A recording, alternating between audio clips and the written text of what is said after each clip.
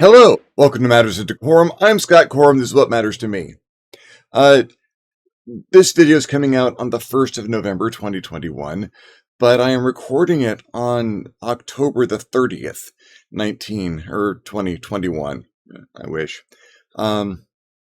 So tomorrow's Halloween. Something a little spooky is called for, even though it's coming out the day after Spooky Day. Halloween's year-round for me in many ways, so we'll just leave it with that. I have a process I wanted to talk about, an element of the games that I run, and the game that I design to some degree, that I thought fit for this time.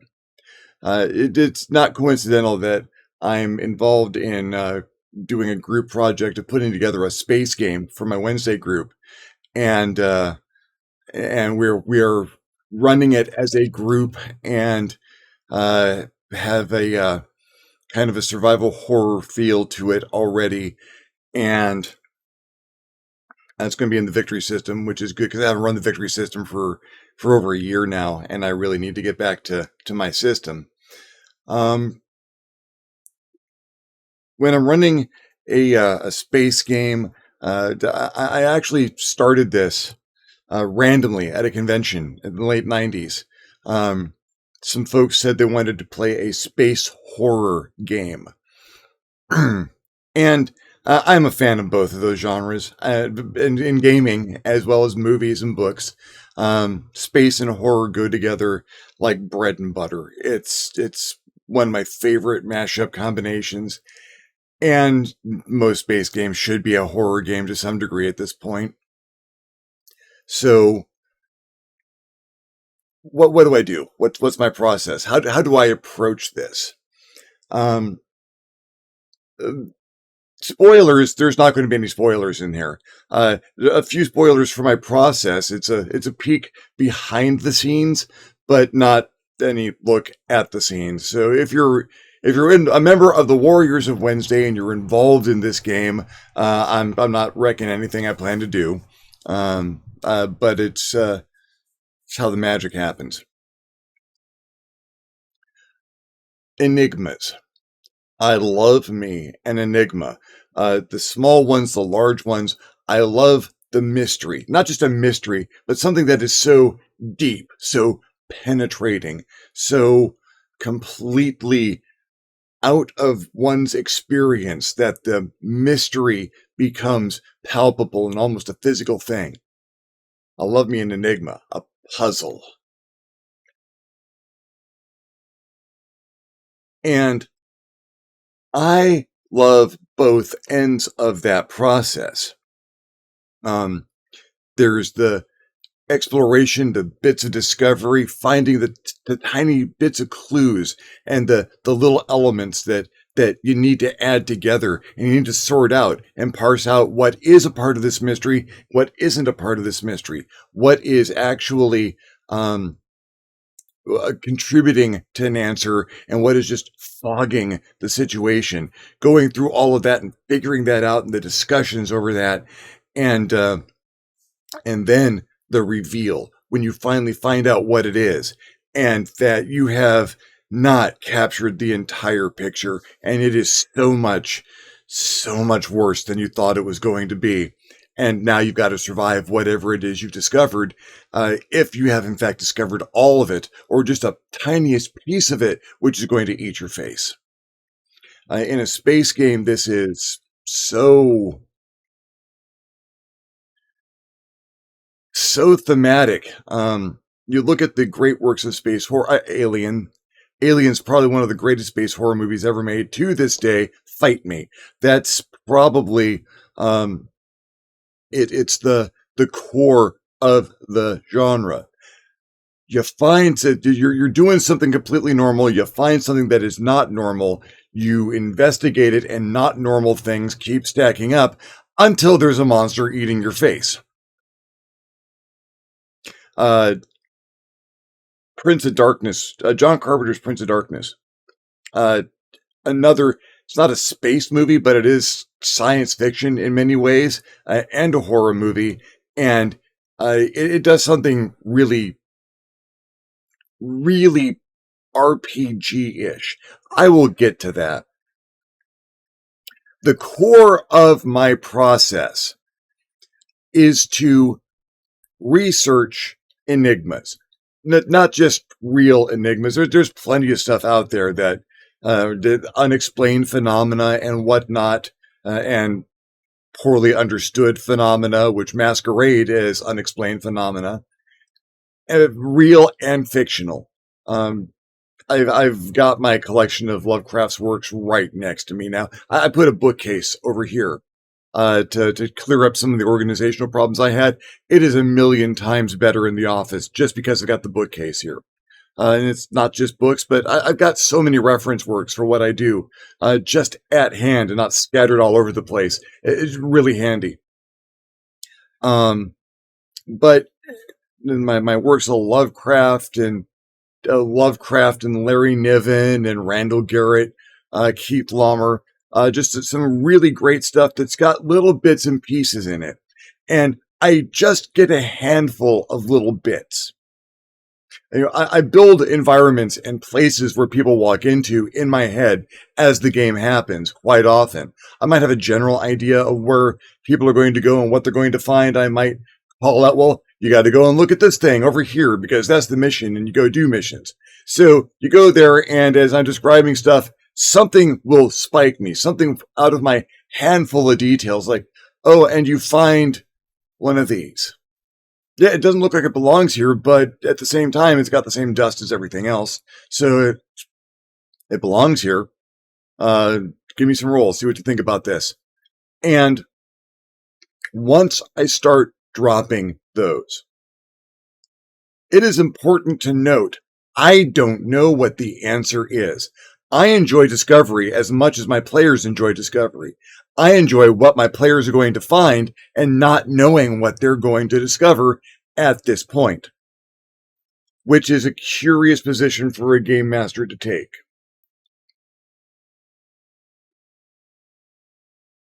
Improvisational game mastering takes time and practice. It's on the one hand, you cut out a lot of prep work. On the other hand, I've had to prep for 30 years to be able to do this. So I start dropping clues a bit at a time. I don't know what they mean. I don't know what they mean. I've got a list of them.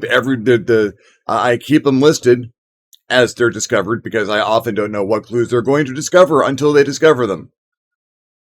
And then, especially because we're doing the round robin game mastering in this game, I've got a player character in there. I've got a player character with some skills that are key to finding these things. So I make the rolls the same as everyone else. And I engage in conjecture along with everyone else. My favorite situation to have. Because there might be some concept I know what's going on, but particularly in this situation where I've got a player character in there that I'm controlling as the game master. Now, I've discussed why GM NPCs are a terrible idea, or GM PCs are a terrible idea. And, but sometimes they work. And this is how I make it work in this situation. I don't know. But that conjecture, when you've got a group of creative, smart, knowledgeable individuals, and I don't have any gaming groups that aren't composed of those people. That is not because I have gone out to find these people. That is because this is what the Great Filter has brought me, that I have had these gaming groups. I've got 3 major gaming groups right now. All of them stellar. And I feel comfortable doing this process with any of them. That the conjecture that folks come up with, it's going to be we are creating the answer to the enigma right there. I mean, I'm the editor, I'm the writer here. I get to compile all of that into what I think is going to be the best solution, but not the only one, because there's going to be some gold. We're going to record these sessions, and I might put some clips of those up every so often with everyone's permission. Because there is going to be masterful world building and puzzle solving in those groups. They're solving a puzzle to which I do not know the solution. And I am contributing to this to find a solution. And I will grab disparate elements from all over the place. A bit of technology that is out of place. A component to something that you don't understand. It did something, and apparently something important. But you know what? I'm not sure. Let me go back a second. Said Alien was a core and seminal to the space horror genre. It is hardly the first space horror film. It is arguably one of the best. But let me throw another one at you. If you haven't seen it, you need to see it. Forbidden Planet, movie made in the 1950s. Leslie Nielsen as the action hero, and just fucking brilliant all the way. One of the classics of science fiction, the movie that introduced Robbie the Robot to popular culture. That's a space horror movie. That's a space horror movie where the technology it's more than a MacGuffin. It's a component. It's a part of it. There's this mystery, and the solution to the mystery seems really obvious when you get there. But watching the people struggle through finding it while they are under duress, I got goosebumps. I got goosebumps just talking about it. And my air conditioner just kicked on, but it's a movie. And I want some of that. I want some of that scope and grandeur and terror all wrapped up in the same thing. I want there to be little bits of mystery, and then I want there to be these cavernous structures, these things that, what did they do? What's it for? Why would someone put so much effort into this? What could have been this important? And that might be the solution. That might be the answer. That might be a MacGuffin. It could be a red herring. It could entirely be a red herring. Maybe it's that technology, but something else is the problem. Maybe something else is, what is your, all the people are gone. Classic Roanoke colony. It's well, everything they left in a hurry. There's still food on the tables. What happened? That's got to creep you out. That's really got to creep you out. We have records of all the deaths, but there's no cemeteries. What happened to all the bodies? What were their funerary practices? How did they manage this? Oh, yeah. Death.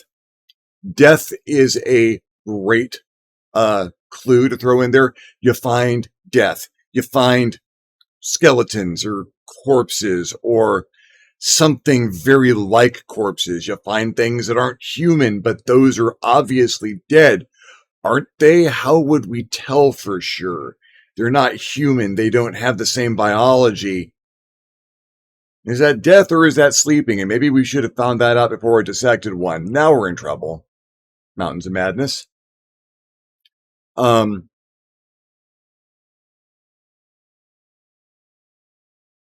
that's one of those things, that technology, some death, some cavernous structures, and stress. You have to have some NPCs around. You have to have some extra cast members. You got to have some extras because you're going to kill them. If they're lucky, you're going to kill them. You're going to do terrible things to side characters. Eventually, maybe even a side character that one of the other characters has a connection to. You need to make it a little personal, but something terrible happens to some of those NPCs. They go missing. That's bad because not knowing what happened to them is worse sometimes than finding out they're dead. Okay. Something killed them. Now, just dead. Just we don't know what killed them. We've found the bodies. There's no marks. We can't find any toxins. They were in a safe environment, and they're just dead. All their metabolic processes just stopped. The powerhouse of the cell isn't producing any ATP. They are dead. We need you to find out what killed them. That's a bad situation. They've been torn apart. We do not recognize the thing that torn them apart. It might have been some kind of animal, but nothing is missing. The entire body is there. So if it was an animal, it killed them for pleasure or defense or some reason other than hunger. It didn't need to kill them for food. Why did it kill them? And what on earth did it look like? And we think it could probably bench press a Toyota truck if it had to, because they were not left in too many in one piece. There's a lot of them scattered out. It took us a while to figure out they're all still there. That's bad. Gore, blood, splatter. That's good because we get a visceral reaction to that. And now, because all of these are things you don't want to happen to your character. You wouldn't want to, you wouldn't hear that report and then have someone tell you, now go off there and find out what it was. And your first response is probably going to be fairly obscene, rightly so.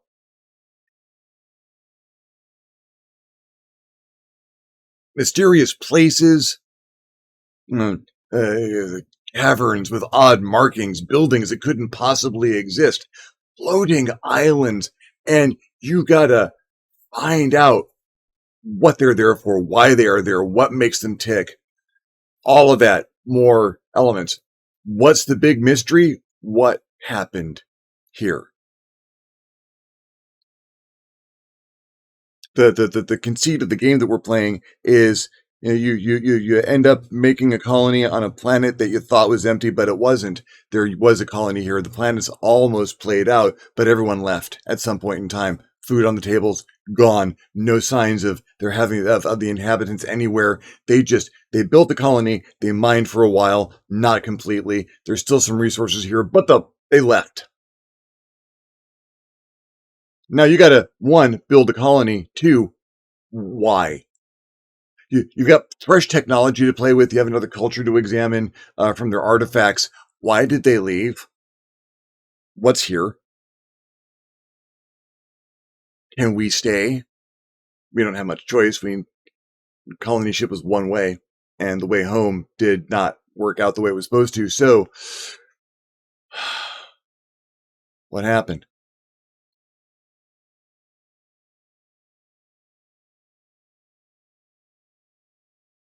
I'm looking forward to exploring this mystery because I have some ideas. I mean, the original concept was not mine. The first game master is not me.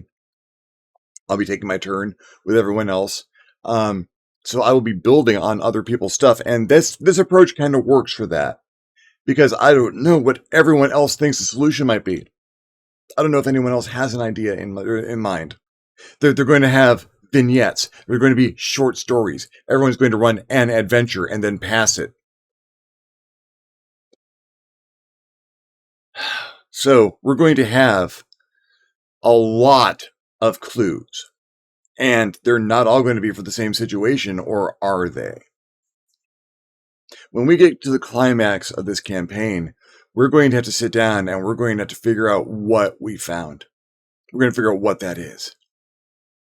And then we're going to have to survive it. And if that isn't the best way to spend some Wednesday nights, I don't know what is.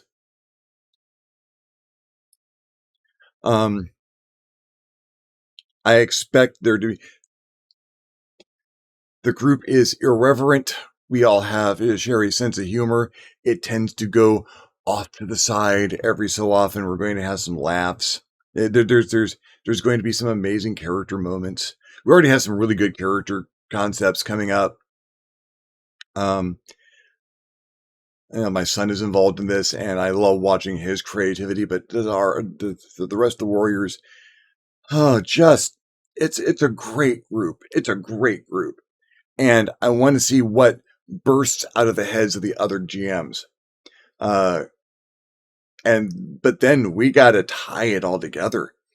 We had a session less than zero where we just discussed the concepts and how this is going to go and dealt with a lot of the meta of who's going to run it and how the mechanics of this thing are going to work and what kind of characters should we put together. And there's probably going to be a session zero where we polish up our characters, we bring our concepts, we straighten them all out, we make sure we're all in agreement, and maybe roll some dice by the end of that. But then it's going to be session one. Josh is running. And we're going to have our establishment. After that session -0, we have no concrete plans to have meetings on what's going on. We're not going to have let's talk about what's going on in the background so that when we discover it, no. We've bound these bundles of sticks together at one end. We're going to bind it together at the other, and in the middle is going to be chaos, which makes binding it together at the far end an amazing challenge. Oh, I love this. I love this so much, where we sit down with the red yarn on the pin board and start to put together where everything fits or doesn't. Because planets are big and colonies are complex things, and alien civilizations throw so many other things into this mix. We don't know what we're finding is a part of this mystery or is just, the alien equivalent of going to a dentist. We don't know. And we're going to have to work that out if we're going to survive what happened here.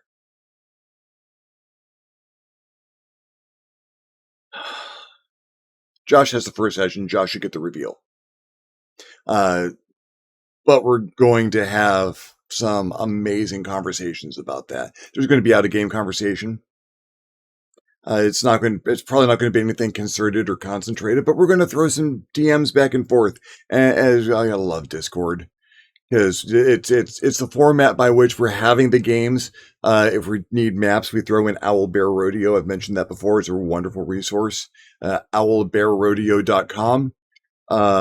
Free virtual tabletop application, and it's good. It's really good.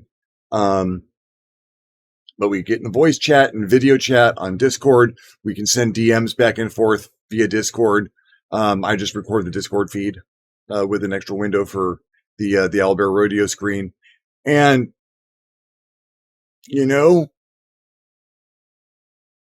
it's going to be a metagaming experience as well as a gaming experience. The game's going to be amazing. The process around the game is going to be amazing.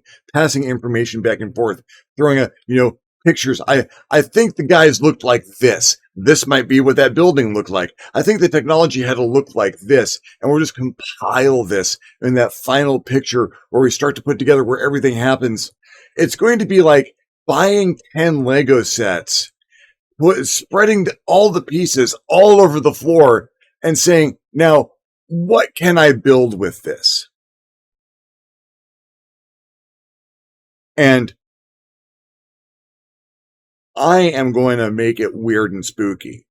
I am 100% going to make this weird and spooky because I do weird and spooky rather well. Thank you very much. And some of the stuff's going to end up being not safe for work, and I'm good with that. I'm like good with that. I've built a career off of it.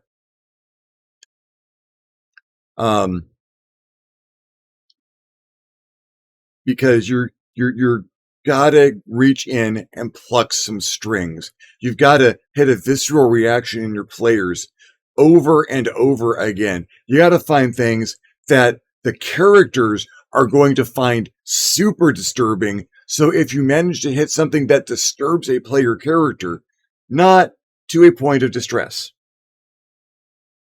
I'm not trying to squick anyone. I'm trying to creep people a little bit. I'm trying to hit some taboos. I know there are some phobias in the group. I'm not going to play on those. That would be a dick move. You know someone, you know someone's got a problem. You can get a quick, cheap reaction out of them by bringing that problem up or throwing that element into the game. But that's cheap. It is cheap. It is disruptive. It is not something you do to a friend. You do not play on something that someone is sensitive about for an easy reaction. One, because it's a dick move. Don't be a dick. Two, because you're going to lose that player is more likely to tune out than focus on what's going on. And you want focus. You want people out of the real world and there.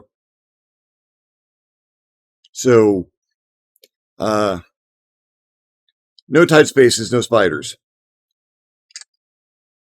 For a start.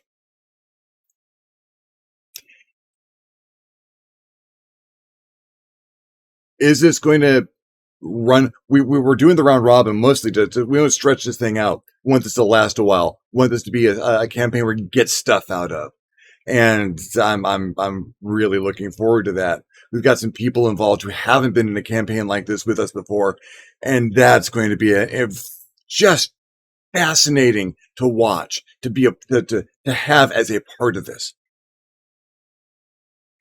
Because I don't know all how they're going to react. I don't know what keys them. I got to be careful because I don't know what goes over a line. But you approach those lines carefully. You discuss those lines before you get there. And then when you bring them up in game sometime later, hopefully you pluck that string. And you play a song. This is a composition. And this is not just any composition. We're not writing a concerto. This isn't going to be a symphony. This particular activity, this is jazz, and we are jamming. We are riffing on stuff and following one another's tune. We're trying to find a unified song, and if we do, it's going to be amazing. And if we don't, it's going to be hilarious. Either way, win-win. Well, those are my thoughts on Enigmas and my process. Thank you for following me along on this. If you enjoyed the video, give me a thumbs up. If you didn't enjoy the video, give me a thumbs down. Feedback is feedback. If you have your own ideas about how this sort of thing should be done, if you already have some thoughts about what kind of stuff people could find or what answers to this stuff could be, the subjects you'd like to hear me cover, things you'd like to hear me talk about, leave me a comment below. I will love getting your comment. You will love leaving me one. If you haven't subscribed to my channel yet, why not? My channel is awesome. Hit the subscribe button if you'd be so kind. If you do, you might also want to hit the notification bell so you're alerted when my videos become available. If you would like to contribute to the channel in a more meaningful manner, I would invite you to hit me at my Patreon page, www.patreon.com/ScottCorum, and consider donating. Absolutely anything helps. Allows me to make better videos more often. In the meantime, thank you very much for watching. I'm Scott Corum, this is what has mattered to me, and I'll see you next time on the next Matters of DeCorum.